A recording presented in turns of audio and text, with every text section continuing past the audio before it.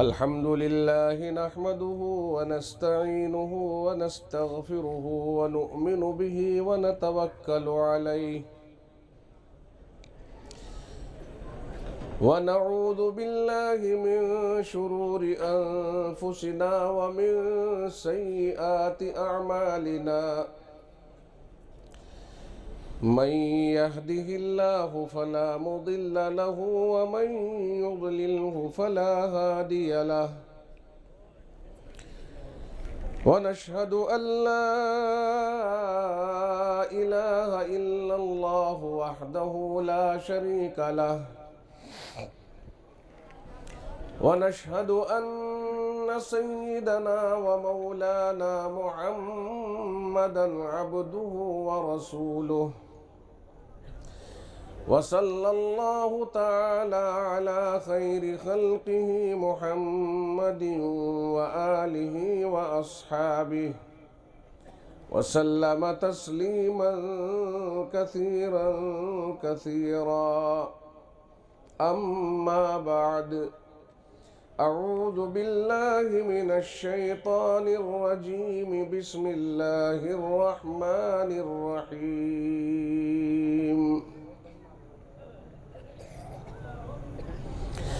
يا أيها الذين آمنوا اتقوا الله حق تقاته ولا تموتن إلا وأنتم مسلمون صدق الله مولانا العظيم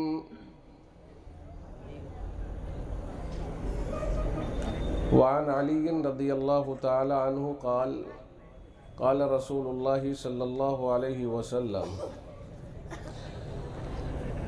يوشك أن يأتي على الناس زمان لا يبقى من الإسلام إلا اسمه ولا يبقى من القرآن إلا رسمه مساجدهم عامرة وهي خراب من الهدى أو كما قال عليه الصلاة والسلام.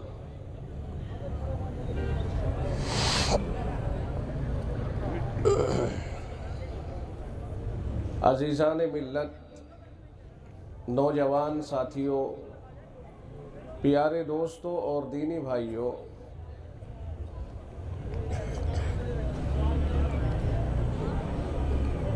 لمبا وقت آپ کو دین کی باتیں سنتے ہوئے ہو گیا، اختتام کا وقت قریب ہے۔ ہو سکتا ہے آپ کو مدرسے والوں نے 10 بجے کا ٹائم دیا ہو کہ 10 بجے ہمارے یہاں دعا ہو جائے گی، نہیں کہہ سکتے۔ بعض دفعہ ٹائم مقرر کرنے کے بعد آدمی مطمئن ہو کے بیٹھا رہتا ہے کہ بھئی فلاں وقت دعا ہو جائے گی، آرام سے بیٹھے رہیں، اور ہونا بھی یہی چاہیے، بتا دینا چاہیے جلسے کی شروعات اور آخر۔ تو اگر لمبا ہوتا ہے اس کے بعد تو آدمی پہ زور پڑنے لگتا ہے۔ میری بھی یہی کوشش رہے گی کہ زیادہ لمبی بات نہ کی جائے، بہت زیادہ لمبی کی، یعنی جو میں اپنے گمان سے بھی زیادہ لمبی کر دوں تو زیادہ سے زیادہ 50-60 منٹ، بس ہوتا ہی کیا ہے یہ۔ لیکن کوشش رہے گی میری کہ میں پہلے ہی سمیٹوں۔ اچھا، وہ آپ حضرات کی توجہ کے اوپر ہے کہ آپ میں جو جتنی توجہ ڈالے گا وہ اتنا ہی اللہ کی طرف سے ورود ہو سکتا ہے۔ کوئی مقرر لگ بھگ میں تو ایسے ہی سمجھا ہوں کہ وہ جو بولتا ہے وہ اللہ کی طرف سے ہی بولتا ہے، اور اللہ تعالیٰ ہی اس کے ذہن کو چلاتا ہے۔ سامعین کی توجہ کے اعتبار سے جیسے طلبگار ہوں گے ویسا ہی ان کا مطالبہ پیش کیا جائے گا۔ اب یہ آپ کی طلب کے اوپر ہے کہ کیا آپ کے ذہن میں ہے، کیا آپ سوچے بیٹھے ہیں۔ نیتوں کو ہم سب سے پہلے نیتیں درست کریں۔ جناب رسول اکرم صلی اللہ علیہ وسلم نے فرمایا انما الاعمال بالنیات، تمام اعمال کا دار و مدار نیتوں کے اوپر ہوتا ہے۔ تو ہماری جلسوں میں آنے کی جو غرض ہے، جو ہمارا مقصد اور ہماری نیت ہے، بس یہ ہونی چاہیے کہ میں جو باتیں دین کی سنوں گا اپنی زندگی میں ان کو داخل کروں گا انشاءاللہ، اور اگر میری زندگی میں کوتاہی ہوگی تو ان کوتاہیوں کا بھی انشاءاللہ علاج کروں گا۔ جو تقریر کی جاتی ہے اگر وہ باتیں ہماری زندگیوں میں اور ہمارے عمل میں پہلے سے ہوں تو اللہ کا شکر ادا کریں، اور جو باتیں ہماری زندگیوں میں نہیں ہیں کوشش کریں کہ اللہ تعالیٰ میری زندگی کو ان دین کی باتوں سے مزین فرما دے۔ تو جب آدمی یہ نیت لے کر کے بات سنتا ہے، توجہ کے ساتھ سنتا ہے اور محتاج بن کے سنتا ہے، تو اللہ تعالیٰ اسے کسی نہ کسی درجے میں عمل کی توفیق عطا فرما دیتا ہے۔ اور جو آدمی توجہ کے ساتھ نہیں سنتا ہے، بے توجہی، بے طلب، بے غرض ہوتا ہے، ایسے آدمیوں کو توفیق نہیں ملا کرتی جلدی سے۔ توفیق طلب کے مطابق ہوتی ہے، جیسی طلب ویسے ہی اللہ کی طرف سے اس کے لیے توفیق عطا ہوتی ہے۔ تو ہماری سب سے پہلے یہی نیت ہو کہ مولا کریم ہماری زندگیاں دین کے سانچے میں ڈھال دے اور اپنی مرضی کے مطابق ہمیں دین پر چلنے کی توفیق عطا فرما دے۔ توفیق کا مطلب یہ ہے کہ زندگی گزارنے کے لیے اسباب کا مہیا ہو جانا۔ بس وہ اسباب اللہ تعالیٰ فراہم کر دیتا ہے، جن اسباب کے تحت وہ دین کے اوپر چلے گا، دین کے مطابق زندگی گزارے گا۔ نہ جانے کتنی باتیں ہیں اس وقت میں جو معاشرے میں چل رہی ہیں اور ہماری اپنی زندگیوں کا حصہ بنی ہوئی ہیں، اور ہمیں اندازہ بھی نہیں ہوتا ہے کہ ہم نے کس قدر اپنی قیمتی زندگی کو بربادی کے راستے کے اوپر لگا کر کتنا بڑا حصہ ہم نے اس کا برباد کیا ہے۔ میں آپ سے اگر یہ پوچھنا چاہوں کہ جو ہمارے پاس ٹائم ہوتا ہے، ٹائم قیمت اس کی کیا ہو سکتی ہے، تو صحیح بات یہ ہے کہ آپ اس ٹائم کی قیمت کو طے نہیں کر سکو گے کہ کیا وقت کی قیمت ہے۔ دنیا میں بہت سارے لوگوں کے بارے میں سنا ہے، بڑی تعریفیں کرتے ہیں ان کی کہ صاحب فلاں وکیل ہے، فلاں ڈاکٹر ہے، یا فلاں انجینئر ہے، فلاں آدمی ہے، وہ اتنا بیزی اور اتنا بڑا آدمی ہے اور اتنا مشغول ہے، اگر آپ اس سے آدھا گھنٹہ ٹائم لیں گے تو اس کی فیس 50,000 روپے ہوگی۔ ٹائم کتنا لیا آپ نے؟ کہا آدھا گھنٹہ، 1 گھنٹہ۔ بعض لوگ تو کہتے ہیں اگر وہ 5 منٹ بھی دے دیں تو کافی ہے۔ اچھا، ٹائم کی قیمت اور باتوں کی قیمت دیکھیے آپ۔ بہت سارے بڑے بڑے وکیل ہوتے ہیں، کسی کا مقدمہ سپریم کورٹ میں چل رہا ہو، بڑا وکیل ہے صاحب، کتنا ایک پیشی کے کتنے ہیں، ایک تاریخ پر جانے کے کتنے ہیں، کہا پورے 15 لاکھ روپے لیتا ہے۔ اور کتنی دیر بحث ہونی ہے؟ کہا 15-20 منٹ میں مسئلہ ادھر سے ادھر۔ وہ یہ الگ بات ہے کہ جج چاہے آگے تاریخ دے دے اور اس تاریخ کے اوپر فیصلہ نہ دے، لیکن اس نے اپنی تاریخ پر جانے کے پورے 15 لاکھ روپے لے لیے۔ وقت کی نزاکت دیکھیے کتنے لوگوں کے پاس کہاں سے کہاں۔ اور ہماری جو زندگی اللہ نے ہمیں عطا فرمائی ہے، ہم نے تو اسے یوں ہی نوکڑوں پہ کھڑا ہو کر کے موبائلوں کی اسکرین آن کر کے اسی کے اندر گھس کر کے ساری زندگی کو بلا وجہ میں ادھر سے ادھر کر دیا۔ احساس تک نہیں ہوا کہ کتنا قیمتی سرمایہ ہمارا بربادی کی طرف چلا گیا۔ زندگی بہت قیمتی چیز ہے۔ ایکو کم کرو اس کی ہلکی سی۔ زندگی بہت قیمتی چیز ہے، اس زندگی کے اوپر ہمیں بہت توجہ دینی ہوگی۔ ایک وقت بھی ہمارا، 1 گھنٹہ، 1 منٹ بھی کوشش یہ کریں کہ ہماری ضائع نہ ہو۔ جو وقت ہمارا گزرے وہ کسی نہ کسی صحیح کام میں گزرے۔ بلا وجہ کی بیہودگیوں کے اندر ہمارا وقت نہیں گزرنا چاہیے۔ اللہ تعالیٰ فرماتا ہے یا ایھا الذین آمنوا اتقوا اللہ حق تقاتہ، اے ایمان والو تم اللہ سے ایسے ڈرتے رہو جیسے اس سے ڈرنا چاہیے۔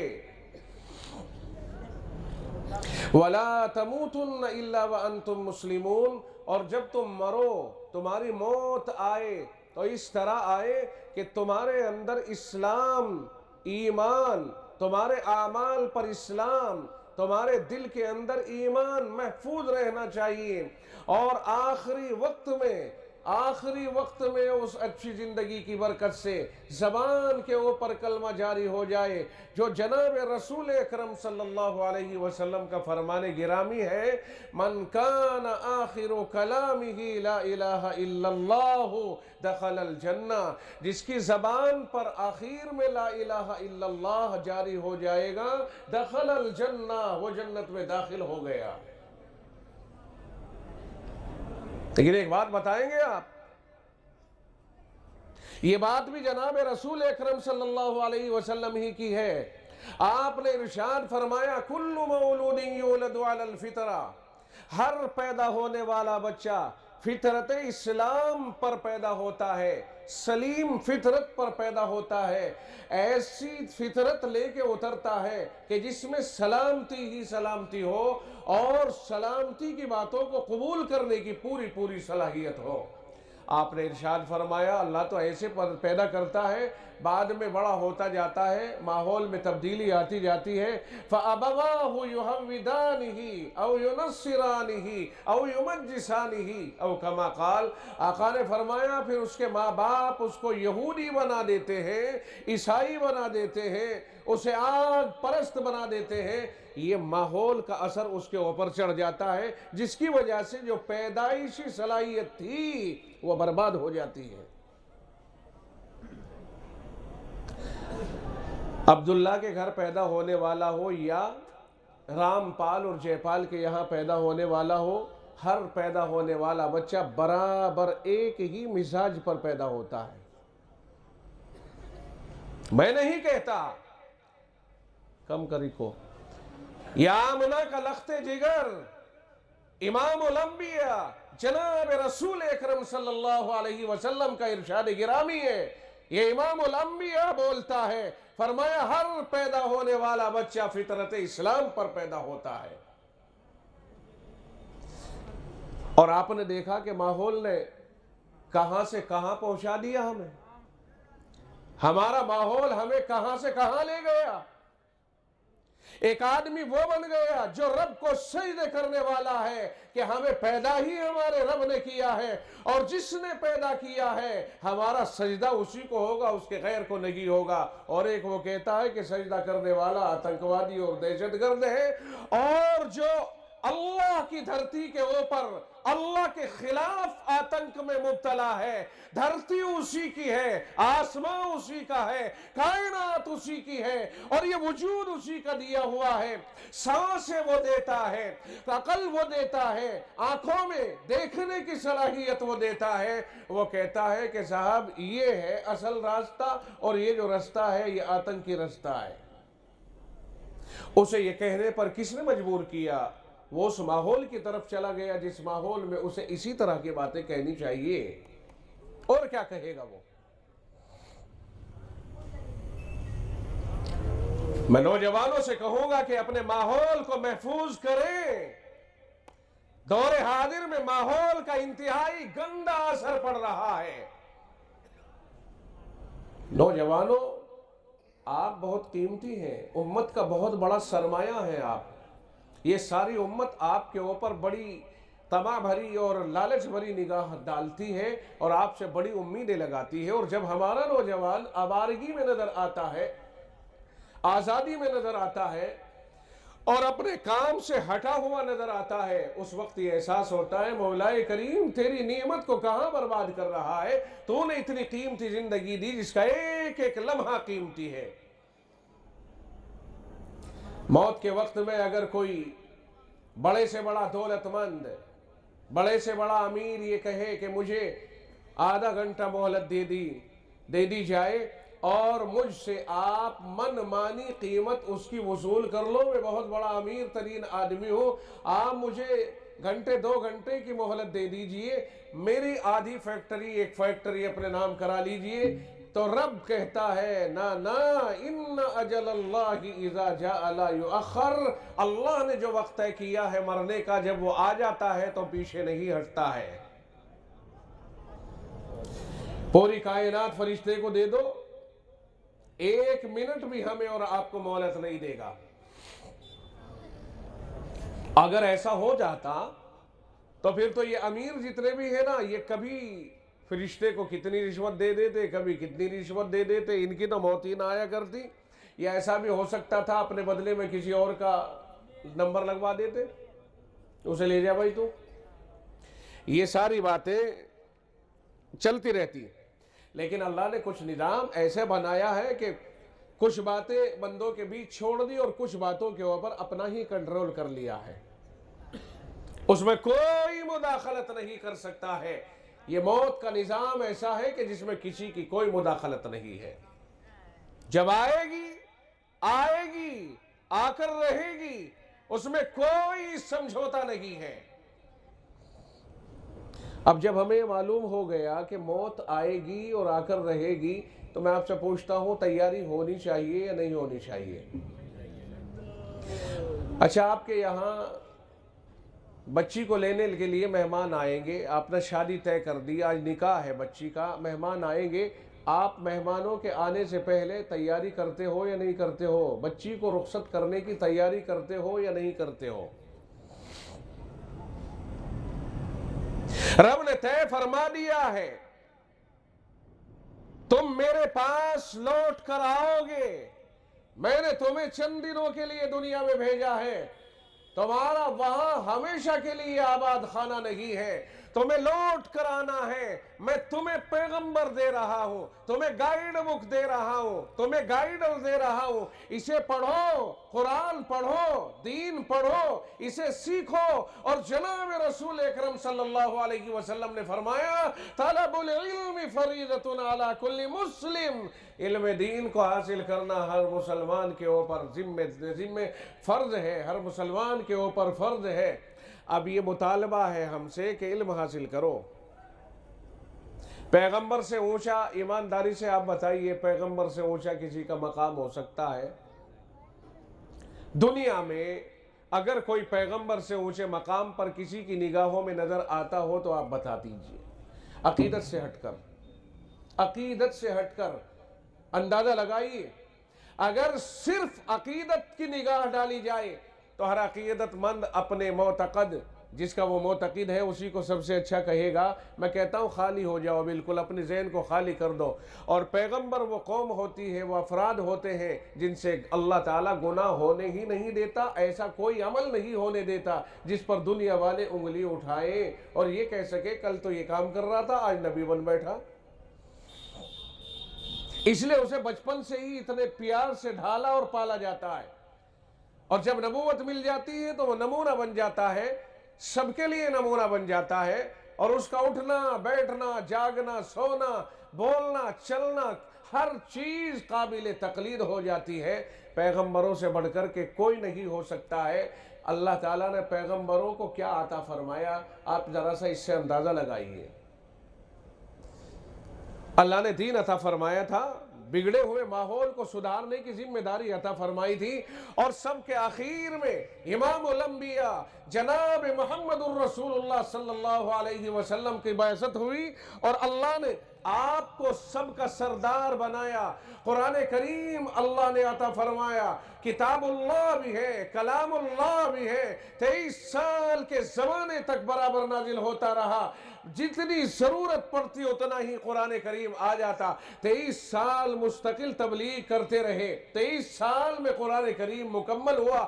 آپ کو اللہ تعالیٰ نے جو قرآن عطا فرمایا ہے وہ قرآن سب سے مقدس ترین کتاب ہے، اور جسے نازل فرمایا وہ سب سے بلند ترین مقام رکھنے والا ہے. اب سب سے بلند مقام انسان کو جو چیز ملی ہے وہ کتاب اللہ قرآن کریم ہے. جب قرآن سب سے بلند مقام انسان کو ملا ہے تو پھر آپ اندازہ لگائیے کہ اس سے نیچے والوں کی ذمہ داری کیا ہوگی کہ وہ اس کی پیروی کرے کہ جو اللہ تعالیٰ نے اس بلند مقام انسان کو عطا فرمایا ہے. اگر کوئی اور چیز اس سے اوپر ہوتی تو اللہ اپنے محبوب کو وہی عطا فرماتا، لیکن اللہ نے اپنے محبوب کو قرآن عطا فرمایا ہے. کیا عطا فرمایا بھائی؟ قرآن عطا فرمایا ہے. اور آپ نقشے پر نظر ڈالیے، جب جناب رسول اکرم صلی اللہ علیہ وسلم کی بعثت ہوئی، اس وقت کے حالات یوں ہیں کہ دنیا میں کوئی ایسا گناہ نہیں ہے جو عمل میں نہ آ رہا ہو، جو اس دھرتی پر نہ ہو رہا ہو، یہاں تک کہ آخری درجے کی بات کہ لوگ اپنے ہی گھر پیدا ہونے والی بیٹی کو زمین میں زندہ دفن کر دیا کرتے تھے، اور اس سے بڑھ کر کے پاپی کون ہوگا؟ اتنے بڑے بڑے پاپ روئے زمین پر ہو رہے تھے، اللہ نے محبوب کو بھیجا اور پھر آپ کے اوپر قرآن کریم کو نازل فرمایا اور آپ کے لیے فرمایا اقرأ بسم ربک الذی خلق، فرمایا پڑھیے اپنے رب کے نام سے جس نے پیدا فرمایا ہے، خلق الانسان من علق۔ یہ 5 آیتیں ہیں شروع میں جو اللہ نے آپ کو عطا فرمائی، اور ان 5 آیتوں کے بعد میں پھر سلسلہ رکا، تقریباً 2.5 سال تک یہ سلسلہ رکا رہا۔ اس کے بعد میں پھر دوبارہ اللہ تعالیٰ نے قرآن کریم کا نزول شروع فرمایا، یا ایھا المدثر قم فانذر وربک فکبر۔ اب مستقل طور سے ہوا وانذر عشیرتک الاقربین، اب آپ ان کو تبلیغ کیجئے، ڈرائیے، یا ایھا الرسول بلغ ما انزل الیک من ربک، اب جو کچھ آپ پر آتا رہے سب لوگوں تک پہنچاتے رہیے۔ اب آپ کی ذمہ داری ہوئی، آپ نے 23 سال تک برابر پہنچایا، اور جس وقت میں رخصت ہونے کا وقت آیا آپ نے ارشاد فرمایا کہ گواہ رہو، میں نے جو اللہ کی طرف سے لیا وہ سب تمہارے حوالے کر دیا ہے۔ سب نے گواہی دی، کہا ہاں ہمارے حوالے ہو چکا ہے۔ آپ نے ارشاد فرمایا فَلْيُبَلِّغِ الشَّاهِدُ الْغَائِبَ، اب جو تم میں موجود حضرات ہیں ان کی ذمہ داری بنتی ہے کہ وہ اس دین کو ان لوگوں تک پہنچا دے جو یہاں موجود نہیں ہے۔ تو ذمہ داری بن گئی قیامت تک کے لیے کہ یہ دین قیامت تک پہنچا دیا جائے، برابر پہنچایا جاتا رہے۔ اللہ تعالیٰ نے انبیاء علیہ السلام کو جو سلسلہ مبارک چل رہا تھا اسے بند کر دیا، اور جو نظام اللہ نے اپنے محبوب کو عطا فرمایا تھا اس نظام کی حفاظت کی گارنٹی لے لی گئی۔ فرمایا اِنَّا نَحْنُ نَزَّلْنَا الذِّكْرَ وَإِنَّا لَهُ لَحَافِظُونَ، ہم نے ہی اس ذکر یعنی قرآن کریم کو اتارا ہے اور ہم ہی اس کی حفاظت کرنے والے ہیں۔ یعنی دنیا والوں سے بتا دیا گیا کہ کوئی یہ نہ سمجھے کہ اگر پیغمبر نہیں ہے اور پیغمبروں کا سلسلہ رک گیا ہے تو یہ دین ضائع ہو جائے گا۔ فرمایا نہ، محمد الرسول اللہ سے کہلوا دیا، کہا انہیں بتا دیجئے ان العلماء ورثۃ الانبیاء، یہ علماء ہیں جو نبیوں کے وارث ہوں گے، اور یہی سارے دین کو دنیا کے کونے کونے تک پہنچائیں گے۔ آج دنیا جانتی ہے کہ قرآن کے حافظ، قرآن کے عالم،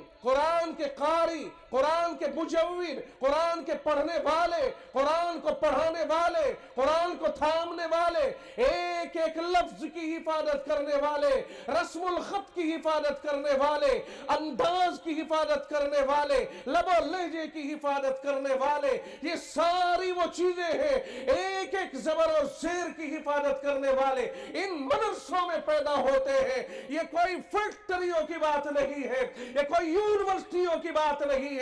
جس بات کو رب نے اعلان کر کے ارشاد فرمایا ہے اگر اس چیز کو دیکھا جائے تو سوائے مدرسوں کے وہ کہیں نہیں ملتی، اور مدرسوں میں یہ علماء اور حفاظ ہوتے ہیں۔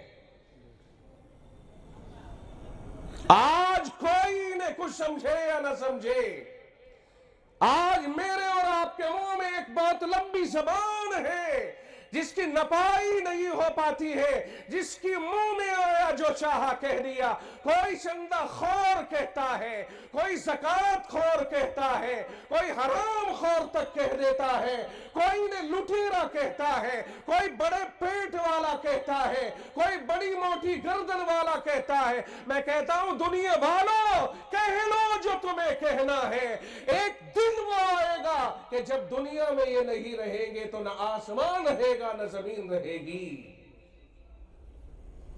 خداوند عالم نے اس دنیا کو اپنے نام پر باقی رکھا ہے، اپنی عبادت پر باقی رکھا ہے، اور اس کا اللہ نے اعلان بھی کیا ہے وَمَا خَلَقْتُ الْجِنَّ وَالْإِنسَ إِلَّا لِيَعْبُدُونِ کہہ کے۔ قرآن کیا کہتا ہے؟ توجہ، فرمایا جناب باری تعالیٰ عز اسمہ نے وَمَا خَلَقْتُ الْجِنَّ وَالْإِنسَ إِلَّا لِيَعْبُدُونَ کہ میں نے جن و انس کو عبادت کے لیے پیدا کیا ہے کہ وہ میری عبادت کریں، میری مان کر کے زندگی گزاریں، میری اطاعت اور فرما برداری میں زندگی گزاریں، میں جیسے کہہ رہا ہوں ویسے کریں، میرے خلاف نہ چلیں۔ اب آپ سوال یہ پیدا ہوتا کیا ہوا؟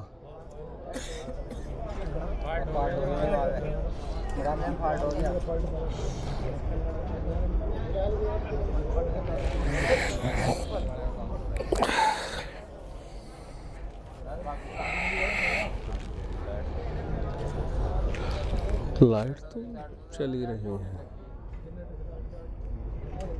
مولوی صاحب تو تسلسل ٹوٹ گیا میرے خیال میں، تو وہ ہو گئی، اور یہ بھی آ گئے، بیا والے بھی آ گئے، وہ بتیری ہو گئی، اور کیا کرنا ہے۔ ٹھیک ہے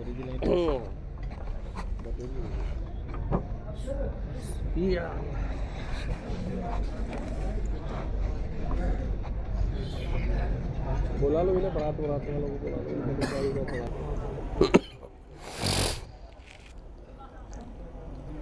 اب اندازہ ہوا مجھے کہ روڈ ویز والے کیوں نہیں روکتے۔ لوگ کہنا یہ کو بھاگا جا رہا خالی لیے ہوئے اور روک ہی نہیں، وہ یہ سمجھ میں آیا کہ بریک مارتے ہوئے اس پہ بھی اب جو بریک لگ گئے نا بھاگ گیا۔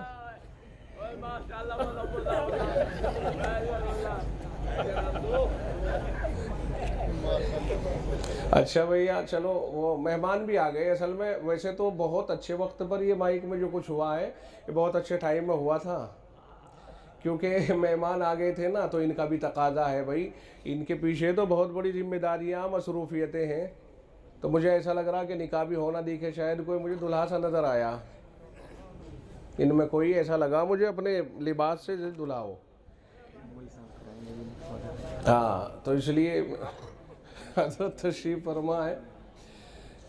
خیر بات میری سمجھ میں تو ایسے آ رہی کہ ہم یہاں پہنچے ہوئے تھے کہ اللہ نے لوگوں کی غلط فہمی کو دور کرنے کے لیے پہلے ہی 1500 سال پہلے اعلان کر کے کہہ دیا تھا کہ دنیا والے غلط فہمی میں نہ رہے بالکل بھی، یہ قرآن ہم نے ہی اتارا ہے اور ہم ہی اس کے پیچھے حفاظت کرنے والے ہیں،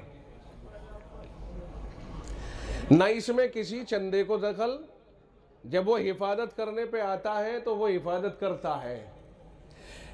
روس میں جو حالات بنے ایک زمانے میں، سوویت یونین نے جو تہلکہ مچایا تھا، تو انہوں نے کلیئر کر دیا تھا کہ بھئی ہمارے ملک میں اللہ کا نام نہیں چلے گا۔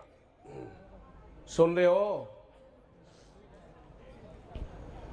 میں آپ سے یہ کہتا ہوں کہ ذرا سا توجہ دیجئے۔ سوویت یونین دنیا کی بہت مضبوط ترین پارٹی تھی، یونین تھی، اس نے کہا تھا ہمارے ملک میں اللہ کا نام نہیں چلے گا، کوئی اللہ کا نام لینے والا نہیں رہے گا، کوئی دین کی باتیں کرنے والا نہیں رہے گا، یہاں تک کہ مدرسوں اور مسجدوں اور علماء کے خلاف سازش کر کے، مسلمانوں کے خلاف سازش کر کے، اور پھر حالات ایسے بنا دیے گئے تھے کہ مجبور کر دیا گیا، مسجدوں کے اندر میوزک، محرابوں میں میوزک لگا دی گئی، ہر وقت میں وہ بجتی رہے گی، کبھی بند نہیں ہوگی، یہاں تک حالات خراب ہوئے۔ اور پھر اتنا آگے بڑھا دیا، دباؤ بنا دیا آہستہ آہستہ کر کے کہ کوئی بھی اللہ کا نام لیتا ہوا اگر پکڑا گیا تو اس کے اوپر سزا جاری ہوگی اور سخت سے سخت سزا دی جائے گی۔ اب اوپر زمین کے اوپر دیکھنے لگ گئے کہ کوئی ہے تو نہیں ایسا کہ جو اللہ کہنے والا موجود ہو ہماری زمین کے اوپر۔ کہاں نہیں ہے، کوئی نہیں۔ ایک بہت بڑی طاقت نے زمین پر خدا کی بغاوت کی اور کہا اللہ ہی کا نام نہیں لیا جائے گا، چنانچہ اللہ کا نام بظاہر بند ہو گیا۔ لیکن جو رب قرآن کی حفاظت کا دعوے دار ہے، وہ رب حفاظت کرنے کے لیے کسی کے ظاہر کا محتاج نہیں کہ اس کے لیے مدرسوں کی عمارت کھڑی نظر آئے یا ڈھانچے کھڑے نظر آئے۔ وہ حفاظت جس طرح کرانی جانتا ہے، کرنی جانتا ہے، وہ خود اپنے طریقے خود جانتا ہے، اس کا کوئی مقابل نہیں، وہ کائنات کو پیدا کرنے والا ہے، وہ کوئی مدد مانگتا نہیں کسی سے۔ اللہ الصمد، اللہ صمد ہے۔ صمد اس ذات کو کہتے ہیں جس سے سب اپنی حاجتیں مانگے اور وہ کسی کے سامنے اپنی حاجت نہ رکھے، اس ذات کو صمد کہا جاتا ہے۔ اللہ صمد ہے، سب کی حاجتیں پوری کرتا ہے، اور اس کی کوئی حاجت ایسی نہیں کہ جو وہ کسی سے رکھے۔ چنانچہ جب باقاعدہ روس میں یہ طے ہو گیا کہ کہیں کوئی اللہ کا نام نہیں لے گا، تو اس وقت میں اللہ تعالیٰ نے نظام ایسا بنوا دیا کہ صاحب تہ خانوں میں خاموشی کے ساتھ اللہ کا قرآن پڑھا جا رہا ہے اور پڑھایا جا رہا ہے۔ قرآن کے نسخے تو ڈھونڈ ڈھونڈ کر کے ختم کر دیے گئے، تلاش کر کر کے ختم کر دیے گئے، لیکن یہ جو دل میں اللہ نے قرآن محفوظ کیا ہے، حافظ بنا کر کے جو حفاظت کر رہا ہے، اس کو کیا کہو گے؟ اسے کوئی دنیا کی مشین چیک نہیں کر سکتی ہے کہ اس دل میں قرآن ہے یا نہیں ہے۔ پھر اس کے بعد ایسے بھی حالات آئے کہ مردے کی شکل میں چار پائی جا رہی ہے، جنگل میں قبر کھودی جا رہی ہے، اور اس بہانے رات کے وقت میں اس چار پائی کو لے جایا جا رہا ہے۔ لوگ سمجھے کہ مردہ جا رہا ہے دفن ہونے کے لیے، وہاں مردہ نہیں تھا، وہاں مردے جیسی شکل بنائی گئی تھی، اور اندر قبر میں بیٹھ کر کے راتوں رات قرآن کریم کو زبانی طور پر پڑھایا جا رہا ہے۔ وہ الفاظ قرآن کے سکھائے جا رہے ہیں، اگر انہیں الفاظ دکھائے جائیں تو وہ نہیں جانتے، لیکن جو الفاظ انہیں رٹائے جا رہے ہیں وہ رٹ رہے ہیں، حافظ ہو رہے ہیں۔ اللہ نے اس طرح قرآن کریم کو روس کے اندر محفوظ رکھا، اور اس طرح سے اللہ نے اپنے دین کی حفاظت کی ہے۔ لوگوں، تاریخ کا فائدہ ہی یہی ہوتا ہے کہ تاریخ اٹھائیے کائنات کی، اور ساری کائنات کی تاریخ پر نظر ڈالیے۔ 1500 سال سے اسلام دنیا میں موجود ہے، اور اپنی رانائی اور زیبائی اور توانائی کے ساتھ دنیا میں پھل پھول رہا ہے۔ بہت لوگ آئے اس کے اوپر پابندیاں لگانے والے، بہت لوگ آئے اس کی راہوں میں رکاوٹ ڈالنے والے۔ ایک وہ بھی طبقہ تھا جنہوں نے یوں کہا تھا، حکومت شاہ عالم از دہلی تا پالم، انہوں نے یہ کہا تھا ہماری حکومت اور سلطنت میں سورج غروب نہیں ہوتا ہے۔ انہوں نے یہ بھی کہا تھا خلق خدا کی ہے، حکومت بادشاہ کی ہے، اور حکم ایسٹ انڈیا کمپنی بہادر کا چلے گا۔ مگر جانتے ہو 1947 آتے آتے اللہ نے ان کا بیڑا سمیٹ کر کے وہیں پہنچا دیا ہے۔ آج وہ قوم جو یہ دعویٰ کرنے والی تھی کہ ہمارا سورج، ہماری سلطنت اتنی پھیلی ہوئی ہے کہ سورج کبھی غروب نہیں ہوتا، جہاں سے چلتا 24 گھنٹے میں گھوم کر آتا ہے، وہاں تک ہماری سلطنت پھیلی ہوئی ہے، وہ رہ گئی لندن اور برطانیہ میں سمٹ کر۔ آج دنیا میں اس کا کوئی وقار اور کوئی مقام نہیں ہے۔ بڑے بڑے جبابرہ، بڑے بڑے طاقتور، بڑے بڑے خدائی کا دعویٰ کرنے والے، فرعون، نمرود، قارون، شداد، حامان، بڑے بڑے گزر گئے ہیں، لیکن جانتے ہو کہ دنیا میں ان کا حشر کیا ہوا؟ آسمان و زمین نے دیکھا، ان میں سب سے طاقتور فرعون تھا، اور جب اس کا حال بنا تو دریا میں ڈوبا، اور دریا نے بھی اس کو تسلیم نہیں کیا، ڈبایا اللہ نے، مار دیا، اور دریا نے باہر پھینک دیا، کہا اس ملعون کو یہاں سے اٹھا کے لے جاؤ۔ اس نے تو یہ کہا تھا انا ربکم الاعلی، میں تمہارا سب سے بڑا رب ہوں۔ جو یہ دعویٰ کرنے والا ہے اسے اللہ تعالیٰ نے کہاں لے جا کے مارا؟ ایک دریا میں لے جا کے مارا۔ اس لیے طاقت کے نشے میں اور قوت کے نشے میں اور اقتدار کے نشے میں مست ہو کر کے کوئی اپنے آپ کو ان طاقتوں سے بڑا نہ سمجھے جو طاقتیں اللہ نے دنیا میں زیر و زبر کی اور تہس نہس کر کے ہمیشہ کے لیے انہیں عبرت کی نشانی بنا دی۔ کوئی اگر ان سے سبق حاصل کرے تو میں سمجھتا ہوں کہ دوبارہ یہ دنیا ایسی گستاخی اور ایسی غلطی نہیں کرے گی۔ لیکن کوئی سبق حاصل کرے تو صحیح۔ فَاعْتَبِرُوا يَا أُولِي الْأَبْصَارِ، عقل مندو نصیحت حاصل کرو، عبرت حاصل کرو کہ اللہ نے اسی دھرتی کے اوپر ہر ایک کو عبرت کا نشان بنایا ہے۔ بڑی بڑی طاقتیں آئی اور گئی، لیکن اللہ تعالیٰ کے فیصلوں کے سامنے نہیں ٹھہر پائی۔ اللہ کی عبادت، اللہ کے نام اور اللہ کی شان کے حساب سے دنیا چلے گی، اللہ کا نام دنیا میں لیا جاتا رہے گا۔ دیکھو یاد رکھیو، میں نے قرآن کریم کی آیت پڑھی تھی، وَمَا خَلَقْتُ الْجِنَّ وَالْإِنسَ إِلَّا لِيَعْبُدُونَ۔ رب کہتا ہے کہ میں نے جن و انس کو عبادت کے لیے پیدا کیا ہے۔ اب اللہ نے اپنی عبادت کے لیے پیدا کیا ہے۔ عبادت ہوگی تو یہ کائنات باقی رہے گی، عبادت نہیں ہوگی تو یہ کائنات فنا ہو جائے گی۔ اور آپ جانتے ہو عبادت کے لیے علم چاہیے اور علم کے لیے عالم چاہیے۔ پتہ چلا دنیا کی بقا کے لیے عالم چاہیے۔ نہیں سمجھ میں آیا یہ؟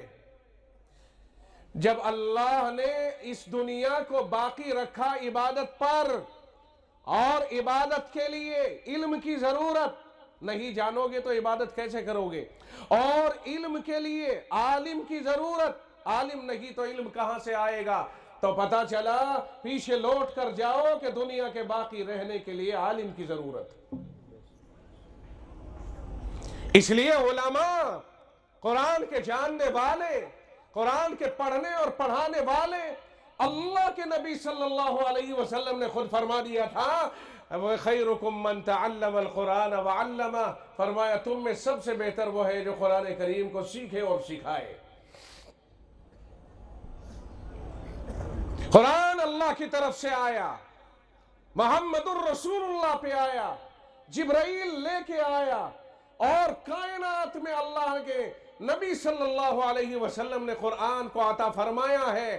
اب دیکھیے قرآن کریم کی نسبت کہاں جا رہی ہے۔ قرآن اللہ نے پیش کیا، قرآن اللہ نے پڑھا، قرآن اللہ کے اندر سے نکلا، قرآن اللہ کا کلام، اللہ کی آواز، قرآن کریم جبریل نے اٹھایا، محمد الرسول اللہ کو پیش کر دیا۔ محمد الرسول اللہ کے لبوں سے یہ آوازیں نکلی، محمد الرسول اللہ کی زبان مبارک پر یہ کلام جاری ہوا، آپ کے حافظے میں یہ محفوظ ہوا، محمد الرسول اللہ کے لبوں کے بیچ سے نکل کر سامنے والوں کے دلوں میں اتر گیا۔ اس کلام کی نسبت دیکھیے کہ محمد الرسول اللہ کے ساتھ ہوتے ہوئے ڈائریکٹ اللہ کے ساتھ اس کی نسبت جڑ رہی ہے۔ اور پھر اسی لیے تو فرما دیا خیرکم من تعلم القرآن وعلمہ، تم میں سب سے بہتر وہ ہے جو قرآن پڑھے اور پڑھائے، اس لیے کہ اس قرآن کی نسبت ڈائریکٹ اللہ سے ہے، اور دوسرے نمبر پر محمد الرسول اللہ واسطہ ہے، اور تیسرے نمبر پر یہ امت کے سامنے اور لوگوں کے سامنے پیش ہو رہا ہے۔ تو ہمارے دل میں قرآن، آپ کے دل میں قرآن، ہمارا دل جڑا محمد الرسول اللہ صلی اللہ علیہ وسلم سے، اور محمد الرسول اللہ جڑے ہیں رب ذوالجلال سے۔ اس طرح یہ ان واسطوں سے ہوتا ہوا ہم تک پہنچا ہے۔ ہمیں فخر ہے کہ ہم سے اونچی نسبت کائنات میں کسی اور کی نہیں ہے بجز اس کے جو ہماری ہی طرح قرآن کریم سے جڑا ہوا ہو۔ پھر ہمیں احساس کمتری میں مبتلا ہونے کی کیا ضرورت ہے؟ دنیا کے اندر ضرورتیں سب کی ہیں، دنیا میں کسان بھی ضروری ہے، دنیا میں ایک وکیل بھی ضروری ہے، دنیا میں ڈاکٹرز بھی ضروری ہے، دنیا میں انجینئر بھی ضروری ہے، دنیا میں کپڑے بننے والا بنکر بھی ضروری ہے، مگر یاد رکھیے مقام اور مرتبے الگ الگ، ضرورتیں الگ الگ، ضرورت سے انکار نہیں، مگر ضرورت کی بنیاد پر کسی کو اعلیٰ مقام نہیں دیا جا سکتا ہے۔ جس طرح قرآن سے بڑھ کر کسی کلام کو مقام نہیں دیا جا سکتا ہے، ایسے ہی قرآن کے عالم اور حافظ کے اوپر کسی کا مقام نہیں آ سکتا ہے۔ اس کو جو مقام ملا وہ قرآن کی وجہ سے ملا ہے۔ اور یقین نہ آئے تو آپ دیکھ لیجئے کہ قرآن کو نیچے رکھ کر اس کے اوپر آپ کوئی کتاب رکھ کے دیکھ لیجئے، آپ ہرگز نہیں رکھ پاؤ گے۔ یا ہے کسی میں اتنا دل کہ وہ قرآن کو تو نیچے رکھ دے اور اس کے اوپر ساری کتابیں رکھ دے؟ ایسا تو کوئی کر نہیں سکتا نا۔ اور ساری کتابیں نیچے رکھ کر سب کے اوپر قرآن رکھے تو یہ اس کا مقام ہے۔ کوئی کتاب ایسی نہیں کہ جس سے پہلے وضو کرنا ضروری ہو، لیکن قرآن کریم ایسی کتاب ہے جس سے پہلے وضو کرنا ضروری ہے. بے وضو اگر قرآن کو ہاتھ لگائے گا کوئی مسلمان تو اس کے لیے جائز نہیں ہوگا. لیکن کوئی کتاب اٹھائیے اور آپ اس کو اٹھا کر کے پڑھیے یا اٹھا کے ادھر سے ادھر منتقل کریں, آپ کے لیے وضو شرط نہیں ہے. پتہ چلا کہ قرآن اپنی نوعیت کے اعتبار سے الگ درجہ رکھتا ہے کیونکہ اس کا تعلق اللہ سے ہے. اور قرآن کریم نے تعلیمات حاصل کرنے سے روکا نہیں بلکہ حکم فرمایا اقرا, پڑھیے. یہاں مفعول ذکر نہیں ہے کہ اقرا کے بعد کیا پڑھو. اللہ نے فرمایا اقرا, پڑھیے. مولا کریم کیا پڑھو, کیا پڑھو؟ اندر نکلے گا کل مخلوق, کائنات کو پڑھیے, ہر چیز کو پڑھیے. مگر اللہ نے ساتھ ساتھ ارشاد فرما دیا ہے بسم ربک الذی خلق. فرمایا یہ مت بھولنا کہ جو تعلیم تو حاصل کرے گا وہ تعلیم رب کے نام سے, رب کی توحید سے, رب کے فرمان سے جڑی ہوئی ہونی چاہیے. اگر وہ تعلیم جو تو حاصل کر رہا ہے وہ اللہ کے نام سے جڑی ہوئی نہیں ہے تو پھر اس تعلیم کا کوئی اعتبار نہیں ہے. کیونکہ اللہ نے جب کہا نا پڑھو تو ساتھ ساتھ یہ بھی قید لگا دی کہ بسم ربک, اپنے رب کے نام کے ساتھ پڑھو. تو تعلیم کوئی بھی حاصل کرے جب تک وہ توحید سے نہ ٹکرائے اس وقت تک کسی بھی تعلیم کو معتبر مانا جائے گا, اور جب وہ توحید سے ٹکرا جائے گی اب سمجھ لیجئے کہ وہ ردی کے ٹوکرے میں ڈال دی جائے گی, چونکہ توحید اصل ہے. بات سمجھ میں آئی گی؟ جتنے میرے ماں باپ پڑھنے والے ہیں کالجوں میں, اسکولوں میں, یونیورسٹیز میں, ان سب کے لیے میری درخواست ہے کہ اللہ یہ کہہ رہا ہے کہ بچوں پڑھو, لیکن پڑھنے کے ساتھ ساتھ اللہ کے حکم سے ہٹ کر پڑھنے کی ضرورت نہیں. پڑھو اور اپنے عقیدے کو محفوظ رکھتے ہوئے پڑھو, اللہ کے دین کو سمجھتے ہوئے پڑھو, سامنے رکھ کر پڑھو. ورنہ اگر آدمی تنے تنا صرف انجینئر بن گیا اور اسلامی عقیدہ اس کے پاس نہیں ہے تو وہ تو لڑے گا مولویوں سے, وہ تو پھر لڑے گا, روزانہ لڑے گا جیسا کہ ہوتا ہے. ہم نام نہیں لینا چاہتے ہیں, نہ جانے کتنے نام نہاد مسلمان آج ڈیبیٹ پر آتے ہیں, ڈیبیٹ پر دنگل ہوتے ہیں, وہاں اکھاڑے بنتے ہیں, اور وہ نام نہاد مسلمان ہیں, داڑھی بھی ہے, ٹوپی بھی ہے, کرتا بھی ہے, مولوی نظر آئے گا بظاہر, مگر سچائی یہ ہے کہ اس کا اور مولویت کا کوئی دور کا بھی واسطہ نہیں ہے. اگر اس کا مولویت سے واسطہ ہوتا تو صورتحال یہ نہ بنتی جو وہاں بنتی ہے. کتنے ہی ایسے کھڑے ہو جائیں گے وہاں پر جو الحاد کی باتیں کریں گے, اسلام کے خلاف بغاوت کی باتیں کریں گے, منہ دیکھ کر کے باتیں کریں گے, ایسے بھی بہت سے نظر آتے. تو میں کہتا ہوں پڑھو, لیکن اسلامی عقیدے سے ہٹ کر کے نہیں. اسلامی عقیدہ محفوظ رہنا چاہیے. کل قیامت کے دن اللہ تعالیٰ اس کو پوچھے گا کہ ہم نے تجھے فطرت سلیمہ عطا فرمائی تھی, کہاں کھو کے آ رہا ہے؟ اسی کو تو قرآن کہتا ہے وَلَا تَمُوتُنَّ إِلَّا وَأَنْتُمْ مُسْلِمُونَ. فرمائے تمہاری موت اسلام پر آئے.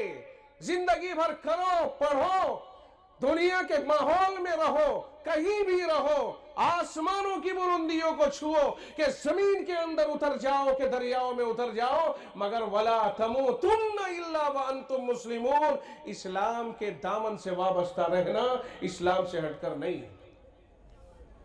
جو آدمی تعلیم کے نام پر اتنا آزاد خیال ہو جاتا ہے کہ اسے کلمے کا پتہ نہیں, اسے نماز کا پتہ نہیں, اسے دین کا پتہ نہیں, اسے قرآن کا پتہ نہیں, اسے پیغمبر کا پتہ نہیں, پھر آپ بتائیے یہ تعلیم اسے کہاں لے کر کے جائے گی اور وہ کہاں کامیاب ہوگا؟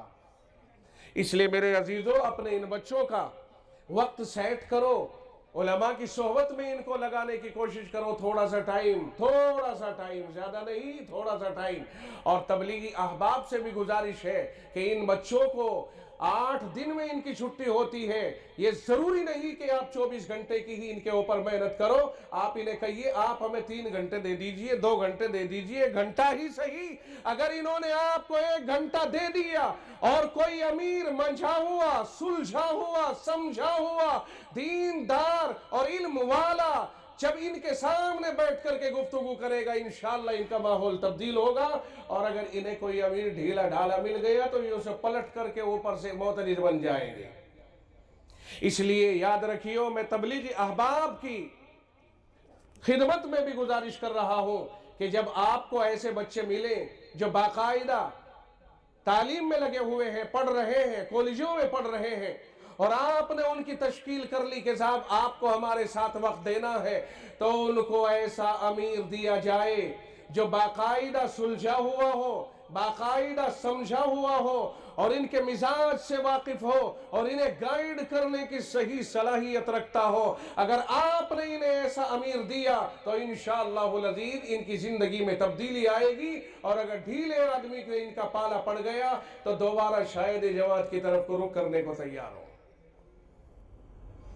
افراط اور تفریط کہیں مقبول نہیں ہے، اعتدال ہر جگہ مقبول ہے۔ اعتدال کے ساتھ دین کی راہ کے اوپر بلایا جائے، افراط و تفریط کے لیے نہیں کہ ماں باپ بیمار پڑے ہوئے ہیں اور پھر بھی آپ ماں باپ کا کوئی خدمت گزار نہیں ہے اور پھر بھی آپ زبردستی کیے جا رہے ہو۔ یہ افراط و تفریط اسلام میں پسند نہیں ہے۔ اللہ ہم سب کی حفاظت کرے۔ خیر، یہ باتیں تھی، چند باتیں جو آپ تک میں نے پہنچائی ہے، بے ربط سی باتیں تھی، آپ اس کا اندازہ آگے بڑھ کر کے لگائیں گے۔ آج میں آپ کو ایک بات اور کہہ دوں کہ یہ مدرسے اسلام کی سچی تصویریں ہیں روئے زمین کے اوپر۔ ان مدرسوں کے اوپر شک کرنے کی ضرورت نہیں۔ ہمارے پاس، ان مدارس کے پاس، ہمارے بزرگوں کے پاس سوائے اللہ اور اس کے رسول کے فرمان کے اور ہے ہی کیا؟ وہی دال روٹی، وہی اگر تھوڑا بہت کسی مدرسے میں روزانہ یا تیسرے دن گوشت ملا تو وہی 2 کلو گوشت میں 2 بالٹی پانی، اور ہمارے پاس ہے ہی کیا؟ اگر آپ ہمارے پاس مہمان بن کے آئیں اور ہم آپ کو وہی کھلائیں جو ہم مدرسوں میں کھاتے ہیں تو آپ یہ کہیں گے کہ آپ کیسے کھاتے ہو صاحب اسے؟ ہم یہ بھی نہیں کہتے کہ اتنا گرا ہوا ہے کہ صاحب وہ کھایا نہ جائے، مطلب یہ ہے کہ ہم لوگوں کی طرح چٹور پن سے تعلق نہیں رکھتے ہیں، بہت سادگی کے ساتھ زندگی گزار رہے۔ ہمارے کمرے، ہمارے تہخانے، ہمارے دفاتر الحمدللہ سب کے سب اسلام کی سچی تصویر ہیں۔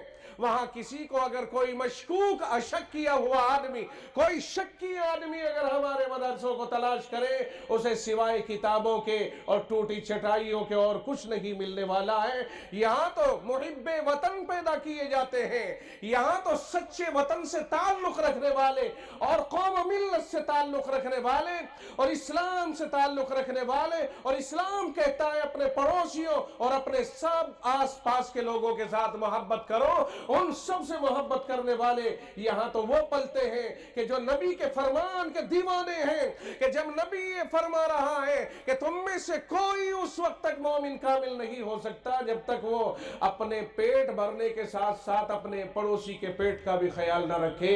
خیال رکھے گا کامل مومن ہے، خیال نہیں رکھے گا تو کامل مومن ہی نہیں۔ یہاں ایسے محبین پیدا کیے جاتے ہیں۔ مدرسے تو اس طرح کے کاموں کو انجام دے رہے ہیں۔ باقی رہا مسئلہ کہ طاقت اور یہ اور وہ، یہ سب چیزیں یہیں دھری رہ جائیں گی، کہیں کسی کے ساتھ کوئی نہ گیا ہے اور نہ جائے گا۔ آیا تھا ننگا جائے گا ننگا، ختم ہو گئی کہانی۔ بس اتنی سی کہانی ہوتی ہے آدمی کی، اس سے اوپر کچھ نہیں ہوتا ہے۔ مجھے امید ہے کہ آپ حضرات ان معروضات کو اپنے دل میں جگہ عطا کرو گے۔ آج کل ایک بات سنی تھی اور بڑی عجیب و غریب بات ہے، اگر آپ کے سامنے وہ ذکر کر دی جائے اور آپ اسے دل میں بٹھا لیں تو شاید بہت سے جگہ پر آپ کو فائدہ دے گی۔ آج کل یہ بھی بہت چل رہا ہے اور باقاعدہ ٹرول کیا جا رہا ہے مسلمانوں کو کہ صاحب طلاق طلاق۔ ابھی آئے تھے نا ہمارے وزیر اعظم مسلم بہنوں کے بھائی بن کر کے، اور وہ 3 طلاق کی باتیں جو آئی تھیں وہ بھی سب آئی کا 3 طلاق۔ یہ حلالے کے اوپر بڑا جھگڑا چل رہا ہے، حلالہ حلالہ حلالہ۔ میں ان پڑھے لکھے لوگوں سے کہوں گا جو اسکول اور کالجوں سے تعلق رکھنے والے ہیں کہ اس بلا کو سمجھ لیجئے کہ یہ بلا ہے کیا، یہ حلالہ ہے کیا۔ لوگوں نے اس کو بہت بری شکل دینے کی کوشش کی ہے۔ خدا کے واسطے میں دست بستہ کہتا ہوں کہ وہ بری شکل جو دینے کی کوشش کی ہے، حلالہ اس بری شکل کا نام نہیں ہے، بلکہ حلالے کے معنی آج میں سمجھاؤں گا آپ کو۔ جب ذہن میں آ ہی گیا اور زبان پہ آ ہی گیا اور وہ کام کا مسئلہ ہے تو سمجھیے، اگر کسی شوہر نے اپنی بیوی کو طلاق دے دی، دیکھیں توجہ سے سننا، یاد رکھنا، اسلام یہ کہتا ہے پہلے تو میں آپ کو اسلامی نظام بتاتا ہوں کہ یہ آپس داری کس طرح. قرآن کہتا ہے واللاتی تخافون نشوزہن، جن عورتوں کی نافرمانیوں کا تمہیں ڈر ہو تو تمہاری ذمہ داری ہے، تم مرد ہو، قوام ہو، ذمہ دار ہو، عقل مند ہو، فرمایا تمہاری ذمہ داری ہے فعظوہن، انہیں سمجھاؤ. سمجھ میں آئی؟ شروعاتی کام ہے سمجھاؤ. اس کے بعد دوسرے نمبر پر اگر وہ نہیں مانتی وَاهْجُرُوهُنَّ فِي الْمَضَاجِعِ، فرمایا جن بستروں پر تم وہاں سوتے ہو ان کے ساتھ سونا چھوڑ دو تاکہ اسے احساس ہو جائے کہ میرا شوہر مجھ سے ناراض ہے. اظہار ناراضگی کے لیے دوسرا قدم اور اللہ کی بتائی ہوئی دوسری تدبیر.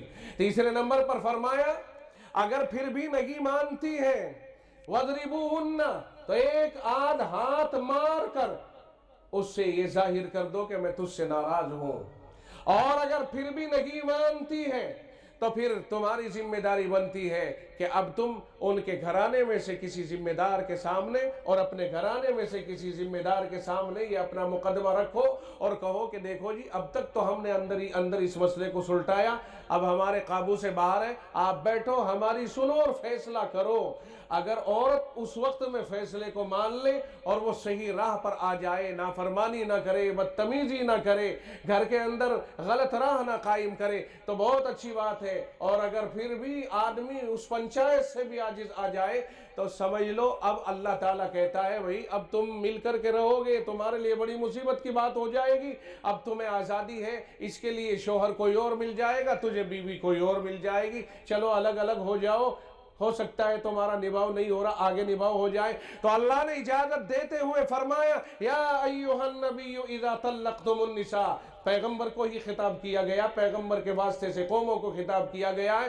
اذا طلقتم النساء فطلقوهن لعدتهن، فرمایا کہ ان کو طلاق دو ان کی عدت شروع ہونے سے پہلے. ظاہر ہے طلاق دو گے عدت شروع ہو جائے گی، لیکن ماہواری کے زمانے سے پہلے طلاق دینی ہوگی. ماہواری کے زمانے میں ناجائز ہے طلاق دینا، اگرچہ پڑ جائے گی. رجوع کرنے کا حکم ہے. حکم یہ ہے ایک بار طلاق دو، دوسری طلاق مت دینا. ایک بار طلاق دو گے عدت میں بیٹھ جائے گی. تمہارا مقصد کیا ہے؟ صاحب یہ نہیں مانتی ہے، میں اسے چھوڑ دیا، ایک طلاق دے دی، عدت شروع کر دی ہے، اور ہو سکتا ہے اس کے دل پہ احساس ہو جائے، دوبارہ اس کو احساس ہو تو وہ آپ سے معافی تلافی کرے، واپسی کا رستہ موجود ہے، اس کو کہتے ہیں رجوع کرنا، واپسی ہو جائے گی. اگر وہ واپسی نہیں کرتی ہے، عدت گزر گئی، تو پھر اس کے بعد میں وہ تمہارے نکاح سے خود بخود نکل جائے گی. تمہارا مقصد حل ہو گیا اور ایک ہی طلاق سے کام بن گیا، دوسری اور تیسری دینے کی کوئی ضرورت نہیں پڑی. بہت آسان راستہ ہے نا.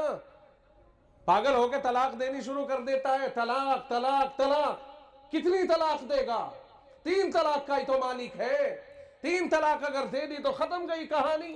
2 طلاق تک موقع ہے، 2 طلاق دینے کے بعد واپسی ہو جائے گی، لیکن 3 طلاق دینے کے بعد میں الگ تھلگ، ختم ہو گیا معاملہ.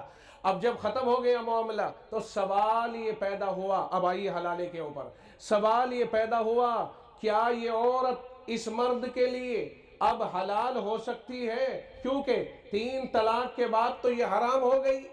کیا اب یہ عورت اس مرد کے لیے کبھی حلال ہو سکتی ہے؟ اس کا جواب یہ ہے کہ ہاں ہو سکتی ہے. رستہ کیا ہے پھر اس کا رستہ یہ ہے کہ یہ اپنی مرضی سے کسی سے نکاح کر لے، پھر اس کے بعد وہاں اگر اس کا نباہ نہیں ہوتا ہے، یا وہ شوہر طلاق دے دیتا ہے یا اس کا انتقال ہو جاتا ہے، پھر یہ اس کی عدت پوری کرنے کے بعد اب اس مرد کے لیے حلال ہو گئی. اگر یہ عورت اور مرد آپس میں اب نکاح کرنا چاہے تو ان دونوں کے بیچ میں جو حرام راہ بن گئی تھی وہ حرام راہ ختم ہو جائے گی، اور اب یہ دونوں ایک دوسرے کے لیے حلال ہو گئے. نکاح کر لو، بیوی شوہر کی طرح زندگی گزارو گے. اس طرح حلال ہونے کو حلالہ کہتے ہیں. اب بتائیے اس پر کس کو اعتراض ہو سکتا ہے؟ آپ کی آگے سمجھ میں؟ طلاق دے دی، آزاد ہے، کہیں بھی وہ نکاح کر لے. نکاح کے بعد اگر وہاں نباہ نہیں ہوا، اس نے چھوڑ دیا، وہ مر گیا، اب دوبارہ اس کی عدت گزارنے کے بعد یہ آزاد ہو گئی.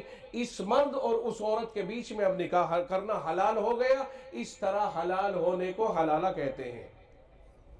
لوگوں نے اس کا مذاق بنایا ہے، لوگوں نے اس پر ڈیبیٹ کی ہے، لوگ اسے غلط رخ دیتے رہے ہیں، لوگ اسے بدتہذیبی اور بدتمیزی قرار دیتے رہے ہیں، اور ٹی ویوں پر بیٹھ کر شوق کے ساتھ ڈیبیٹ کرنے والوں کے دماغ میں کبھی یہ نہیں آیا کہ سامنے والے کو وہ منہ توڑ جواب دے سکے اور اسے بتا سکے کہ حلالہ نہ عورت کے اوپر ظلم ہے نہ مرد کے اوپر ظلم ہے، بلکہ دونوں آزاد ہیں، آزاد تھے، اور عورت نے کسی کے ساتھ نکاح کر لیا تھا، وہاں نبھاؤ نہیں ہوا، اب یہ بیچاری بلا شوہر رہ گئی، اس کے لیے اب رستہ کھل گیا، یہ حلال ہو گئے ایک دوسرے کے لیے، اسے حلالہ کہتے ہیں، مطمئن نہیں کر پاتے ہیں، اور جا کر کے ڈیبیٹ کرنے کا بڑا شوق لگ جاتا ہے بعض کو۔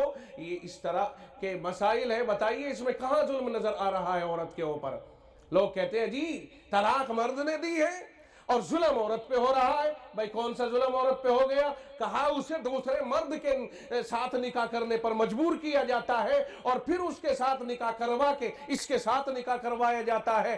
اگر یہ طریقہ اختیار کیا جاتا ہے کہ ادھر طلاق ہو گئی، اس کی عدت پوری ہو گئی، اور پھر یہ کہا جائے کسی سے کہ صاحب میری بیوی اس طرح سے ہم دونوں ساتھ رہنا چاہتے ہیں مگر بغیر اس کے نہیں رہ سکتے ہیں، آپ ذرا اس سے نکاح کر لو اور ایک دن رکھ کر کے اس کو طلاق دے دینا تاکہ میرا مسئلہ دوبارہ حل ہو جائے۔ اگر اس طرح طے کر کے نکاح کرایا گیا ہے تو 1500 سال سے اسلام یہ کہہ رہا ہے لعنت ہو اس کے اوپر، لعن اللہ المحلل والمحلل لہ، جس نے حلالہ کیا ہے اور جس کے لیے کیا ہے، دونوں کے اوپر لعنت۔ عورت کے اوپر تو یہاں بھی لعنت نہیں، دونوں مردوں کے اوپر لعنت، اس پر بھی لعنت اور اس پر بھی لعنت، لیکن حلال ہو جائے گی۔ حلال کیوں ہوگی؟ کہ دوسرے کے نکاح میں جانا پایا گیا، دوسرے کے نکاح میں جا کر رات گزارنا پایا گیا، اس لیے حلال ہو گئی، ورنہ تو گناہ بھی ہوا۔ یہ چیز ہے ایسی کہ جن میں ہم پھنسے پڑے رہتے ہیں۔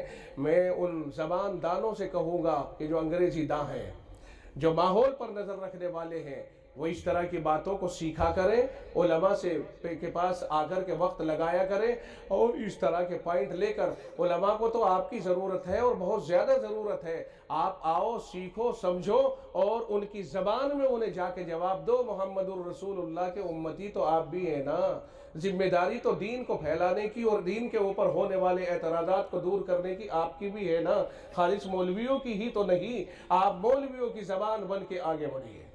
امید ہے کہ انشاءاللہ العزیز آپ ان معروضات پر غور فرمائیں گے۔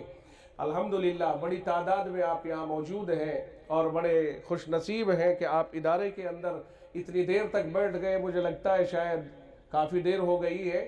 آپ سے میں سمجھتا ہوں کہ یہ بھی گزارش کر لینی چاہیے اس وقت میں کہ ادارہ آپ کا ہے، اور میں تو دیکھا جب اسے تو اتنی خوشی ہوئی کہ اتنا خوبصورت اور صاف ستھرا ادارہ ضلع ہریدوار کے اندر موجود ہے۔